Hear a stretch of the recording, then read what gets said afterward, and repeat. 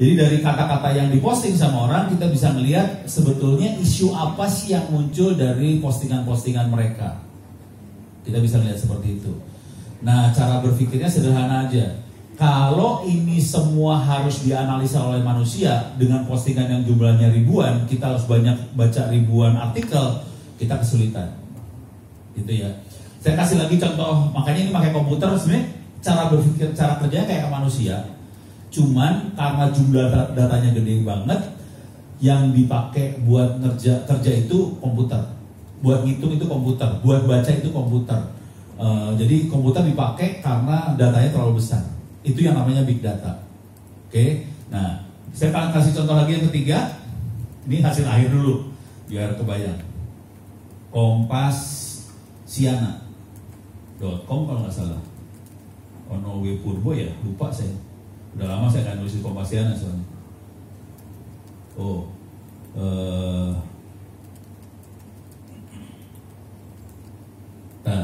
Bukan gitu kali ya.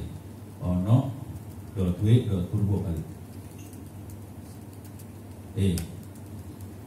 Yuk, saya coba.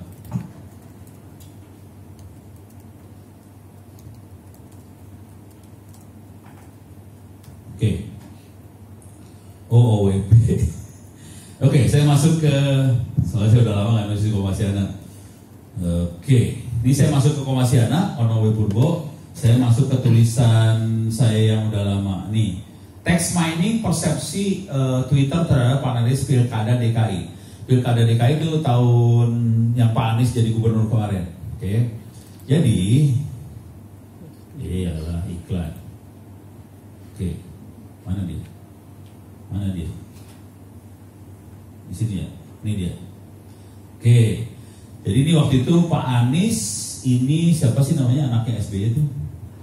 AHY, terus yang ini Ahok. Jadi ada Ahok, ada AHY, ada Anies bertanding untuk jadi DKI 01. Oke, terus yang saya lakukan adalah, ini saya tulis caranya. Ini urusan politik banget nih sebenarnya. Ini bisa ditutup nggak sih? Yang di sebelah kiri, tanda panah itu Pak. Ya. Ini. Oke. Ini caranya sederhana aja. Kalau yang dilakukan yang di sini adalah saya masukin ke Google, masukin kata kunci AHY, masukin kata kunci Anies, saya masukin kata kunci Ahok. Kemudian saya download tulisan-tulisannya. Cuman ini yang download semua, ini yang ngerjain semua komputer ya.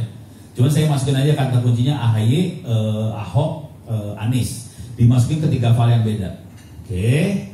Kemudian kita hitung sesudah kata apa yang banyak muncul, supaya saya dapat konteksnya dari pertempuran itu. Saya hitung lagi kata AHY berhubungan sama kata apa, kata Anies berhubungan sama kata apa. Kalau kata yang muncul adalah isu apa yang muncul kan. Cuman kalau kita lihat hubungan antar kata, kita bisa lihat konteks. Jadi misalnya contoh sederhana gini lah, kalau kata susu aja kan misalnya nggak jelas konteksnya apa. Misalnya kalau susu sehat kita bisa lihat konteksnya apa. Susu murni kita bisa lihat konteksnya apa. Susu ASI kita bisa lihat konteksnya apa. Jadi kita harus lihat hubungan antara 2-3 kata yang terkait sama kata yang kita lihat. Itu kita lihat konteks. Jadi saya akan lakukan itu. Oke. Jadi saya ambil, kemudian saya hitung, kemudian saya lihat hubungan antar katanya. Oke, ini saya tutup. Ini hasil, ada gambarnya.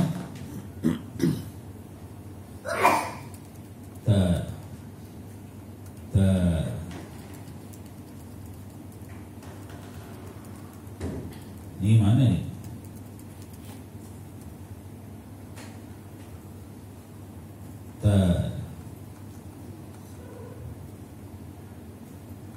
Kok nggak bagus?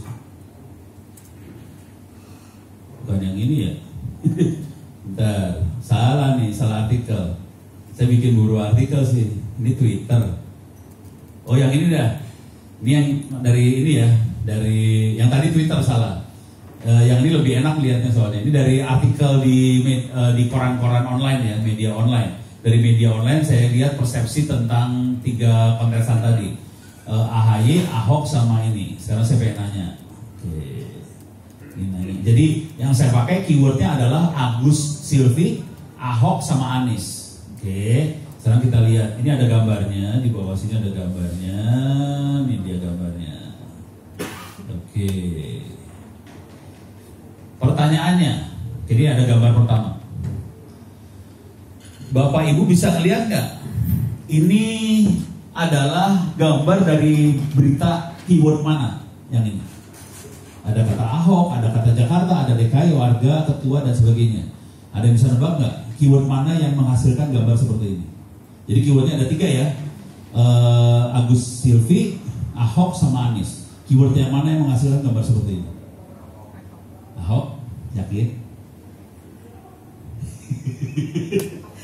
Karena ada Ahok besar, kita langsung nyangka Ahok kan? Ya kan? Seru. Di sini yang menariknya dari mainan mesin learning, data mining ini. Ini kategorinya kalau dunia kita sering nyebutnya text mining. Jadi kita menambang dari teks, gitu ya. Sebenarnya caranya cuma gini doang. Kita ambil tulisan-tulisan yang ada di media, terus kita hitung jumlah kata yang banyak siapa. Ahok ada berapa, Jakarta ada berapa. Karena ini urusannya untuk DKI 01, ada kata Jakarta, ada DKI dong. Tapi ada Ahok yang gede. Terus Ahok berhubungan dengan warga, dengan DKI, dengan Jakarta. Ahok hubungan, itu ya kelihatan hubungannya ya. Hubungan tuh garis yang tebal-tebalnya itu. Sekarang pertanyaan ini tadi dari keyword yang mana dapatnya kan?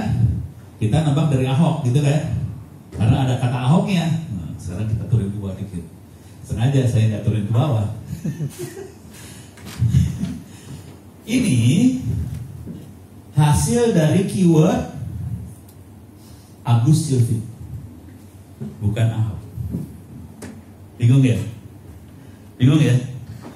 Ini kalau di dunia komunikasi ini masalah branding. Masalah branding. AHY salah strategi brandingnya. Jadi kadang-kadang dia brandingnya AHY, kadang-kadang dia brandingnya Agus Silvi, kadang-kadang dia brandingnya SBY. Jadi Agus Silvinya hilang. Pada saat dia melakukan branding itu, pada saat melakukan apa? Ini orang politik lebih ngerti. Enak juga ada ahli politik di sini. Pada saat dia melakukan branding seperti itu, dia banyak menyerang Ahok.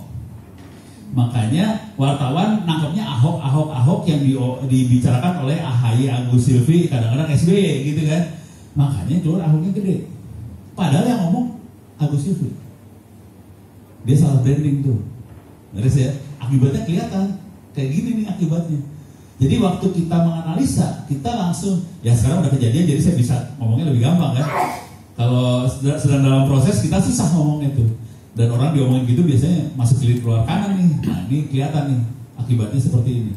Oke. Nah ini kalau kita kebawahin lagi,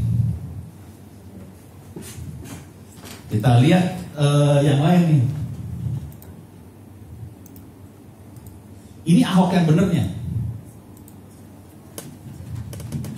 Ini Ahok yang benernya. Jadi berita-berita di media pas urusannya Ahok, oke, Jakarta oke. Di sini ada agama, ketua, Islam, sidang, umat. Nah, urusannya kayak gitu. Gitu ya. Dari kata-kata itu kita tahu sekarang bahwa Ahok masuk penjara waktu itu. Gitu. Jadi beda banget antara Agus Silvi sama Ahoknya. Kalau Agus Silvi, Ahoknya besar karena dia nyerang ke Ahok. Kalau yang ini, Ahoknya besar juga, tapi agamanya besar. Dan ini akibatnya Ahok masuk penjara. Gitu. Terus ya. Nah ini kalau orang politik seru nih kalau ngeliatnya kayak gini nih. Cuman ini dibantu sama orang komputer. Jujur, orang komputer nggak ngerti gini. Orang komputer cuma ngerti cara ngambil datanya gimana, cara ngitungnya ngerti. Cuman kalau kita menginterpretasi, kita nggak bisa. Yang bisa melakukan interpretasi orang politiknya. Jadi ini harus kerjasama beberapa bidang sih, gitu. Tapi kalau para buzzer mungkin ya Pak? Para buzzer ya nggak tahu, tergantung perintah sama duit mereka kan.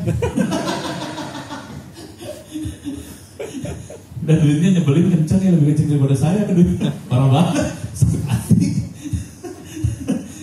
Nah buzzer itu tadi yang itu kalau kita lihat di drone emprit yang cuman posting nggak bereaksi, kalau ada orang nanya apa nggak bereaksi, dia posting aja buat membanjiri internet dengan informasi dari dia doang, tapi dia nggak berinteraksi. Buzzer modelnya gitu, kelihatan kok dari sini, kelihatan semua, oh ini buzzer, oh ini apa, kelihatan banget gitu. Cuman masalahnya masyarakat awam nggak ngerti buzzer, jadi ketipu aja udah gitu. Nah ini beda sama Anies beda lagi nih.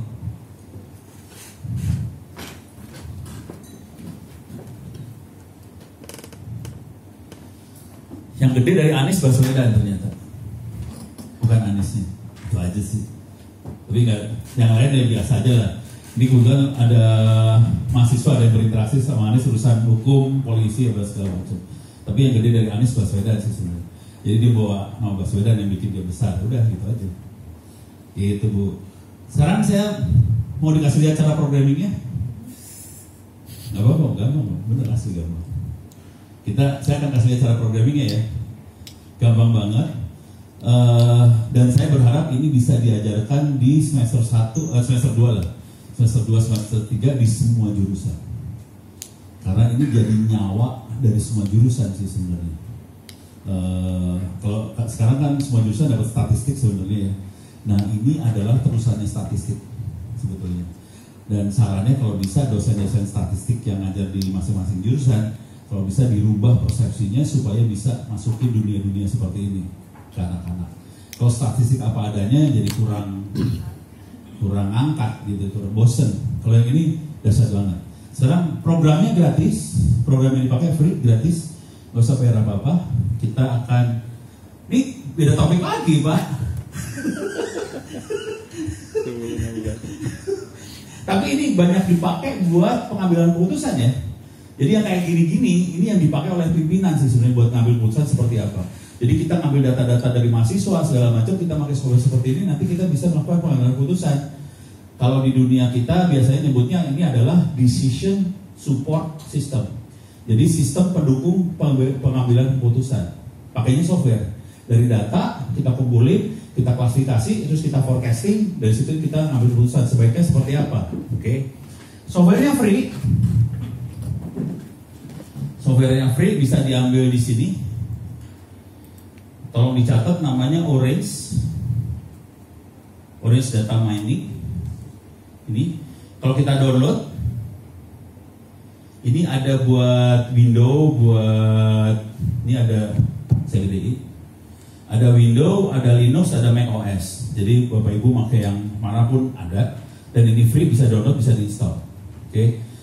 Minta maaf, saya makainya Linux di sini, mungkin agak beda sama komputer Bapak Ibu, jadi mungkin akan beda cara jalaninya, tapi tampilan akhirnya sih nggak jauh beda. Sekarang saya akan masuk ke tapi ini semua butuh data ya, harus diingat bahwa kita kalau mainan kayak gini butuh data, dan data itu sebaiknya ditaruh di server, kalau bisa lokal. Karena kuncinya ada di situ. Setelah datanya lokal, udah enak hidupnya. Nah, kalau kita punya server, sebenarnya servernya bisa dipakai buat ngitung ini semua. Kalau komputer kita tidak kuat, kita bisa minta tolong server untuk hitung. Jadi server kita bukan hanya buat nyimpen data, server kita bisa dipakai buat melakukan komputasi, kalkulasi. Nah, sekarang saya akan kasih lihat proses perhitungannya. Softwarenya namanya Orange, saya harus cari dulu. Ini rada parah dikit, minta maaf ya. Locate Orange Canvas. Salah, tambahin bit. Oke, CD Anaconda environment Orange 3 bit / Orange. Kalau Bapak Ibu pakai Windows nggak perlu kayak gini ya. Jadi ini minta maaf, ini jangan dilihat. Yang ini ono aja ya kayak gini. Kalau Anda nggak perlu. Oke. Nah, kalau udah jalan pertama kali, kita baru pertama kali install Orange, akan keluar seperti ini. Di sini ada example. Kita ada beberapa contoh yang Bapak Ibu lihat di atas ini adalah program. Jadi programnya tidak pakai if, then, titik koma, apa, enggak. Programnya pakai bulat-bulat lingkaran ini, tinggal diklik, drag, jadi beres. Oke. Sekarang saya akan kasih contoh yang sederhana dulu. Ini close dulu, ini close. Oke. Saya akan contoh yang sederhana ya. Saya akan analisa data dari Wikipedia. Oke. Jadi saya akan melakukan text mining Wikipedia. Mana Wikipedia teh? Ini dia Wikipedia. Saya pengen ambil inputnya dari Wikipedia. Oke. Terus saya akan ambil saya Wikipedia, saya klik, kita masukin datanya misalnya apa? Enaknya apa? Data apa tuh? Hah? Mau kasih contoh data apa yang ada di Wikipedia mau kita analisa, misalnya kata kunci apa yang ada di Wikipedia mau kita analisa? IKN. Bagus. Sensitif. IKN. Oke, kita search artikel di Wikipedia yang ada kata-kata IKN-nya. Oke, search. Dia lagi ngambil, udah dapat 2 artikel, 3. Saya akan bikin word cloud dulu ya, yang gampang. 4, 5, 6, 7, 9, 10. Ini sampai 25 artikel sih tentang IKN akan diambil sama dia. Cuman mudah-mudahan cuman IKN yang itu. Kalau ada 2-3 IKN, bingung dia.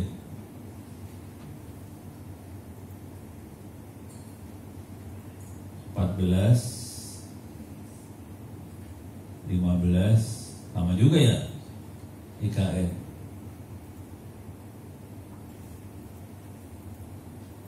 19, 20, 21.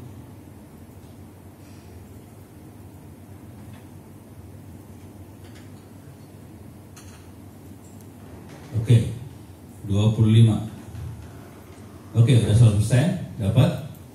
Oke, sekarang yang akan saya lakukan adalah ini saya langsungin aja, nggak mau pusing kepala, bisa dilangsungin aja. Saya bikin word cloud-nya. Ini programnya cuma gini aja bisa aja, kalau mau kayak gini juga bisa. Saya langsungin keluarin word cloud. Ini programnya kayak gini langsung, udah. Oh lagi jalan ya, enggak belum. Oh ini lagi jalan nih, lagi analisa semua yang ada ikannya, lagi ada analisa sama dia sampai selesai. Baru datanya bisa dilempar ke sini. Ini masih titik, berarti datanya belum selesai dianalisa. Sebelah sini lagi di loading dari Wikipedia. 25 kebanyakan. Harusnya 10 aja kali IKN. Aduh, lama nih jadinya.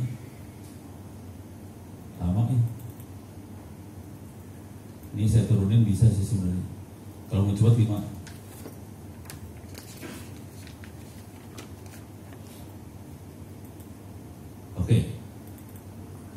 Oke.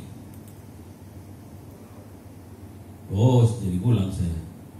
Ini 5 aja ya, saya ambil 5, 1, 2, 3, 4, 5. 5, oke. Ini lagi dihitung. Mudah-mudahan lebih cepat daripada tadi. Kalau udah, oh oke, udah keluar. Ini hasilnya.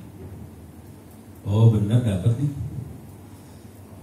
Ibu kota Nusantara, tapi ada kata-kata yang jelek-jeleknya keluar, ada dan yang minus-minus, ada kurung, timur, pembangunan, Jakarta, Kalimantan. Jadi kelihatan IKN adalah ibu kota Nusantara, negara 2022 di Kalimantan, kira-kira kayak gitu.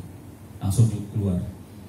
Jadi caranya kita ambil tulisan-tulisan, kalau kita nggak mau baca tulisan tadi, suruh programnya baca, terus programnya disuruh buat ngasih lihat isu apa yang paling besar yang banyak di artikel-artikel dengan keyword IKN tadi.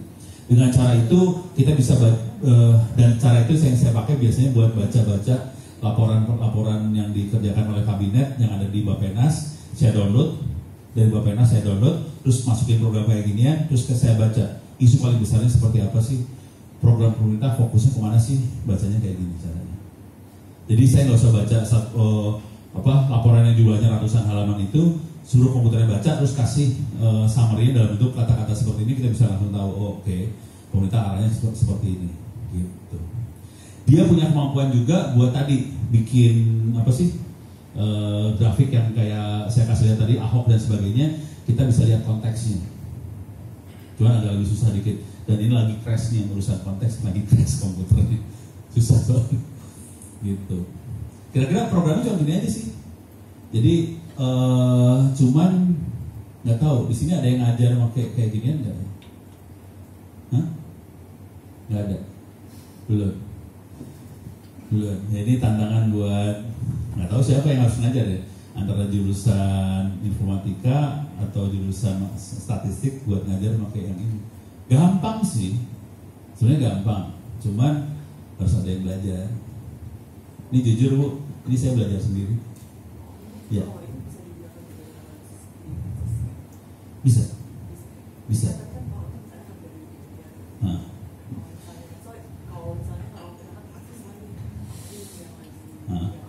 Ya. Jadi kalau ini kebetulan dia bikin aplikasi, dia udah ada aplikasi buat baca Wikipedia. Cuman dia juga punya aplikasi buat baca file Excel. Dia ada buat baca file Excel. Jadi cara yang saya pakai, anak-anak suruh ngedownload komen-komen orang di medsos, masukin ke file Excel.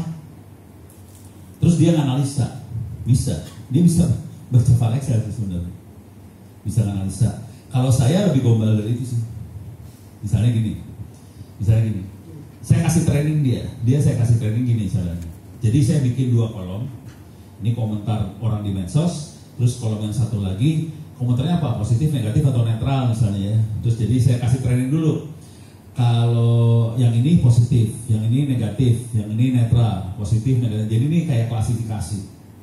Saya bisa bikin klasifikasi kayak gitu, positif, negatif, netral. Saya kasih training ke dia. Jadi dia udah punya model. Kalau kata-katanya seperti ini positif, kata-katanya seperti negatif, kata-katanya sih netral. Terus kalau ada orang komentar tentang, jadi nanti selanjutnya kalau ada orang ngasih komentar ke UBB misalnya di medsos, nanti dia bisa tahu, oh ini komentarnya positif, oh ini komentarnya negatif. Nanti ini dijumlahin semuanya, terus kita bisa lapor ke pimpinan kondisinya UBB sekian persen orang punya persepsi negatif loh, sekian orang positif loh, bisa sampai level kayak gitu. Kalau lebih gila lagi kita bisa melakukan forecasting ke depan. Sebaiknya supaya kita mau ke depan, kan dari komentar-komentar itu kan bisa lihat isu apa sih yang dominan di negatif. Misalnya kita kumpulin semua yang negatif, kita hitung pakai word cloud, isu apa yang dominan, kasih lagi ke pimpinan, isu negatif yang dominan ini loh, kita harus ngatasin masalah ini karena ini yang banyak dikasih komentar sama orang yang sifatnya negatif. Cuma kita juga perlu kasih tahu isu yang positifnya apa. Jadi yang positif dikumpulin lagi, diambil word cloud-nya, nanti kasih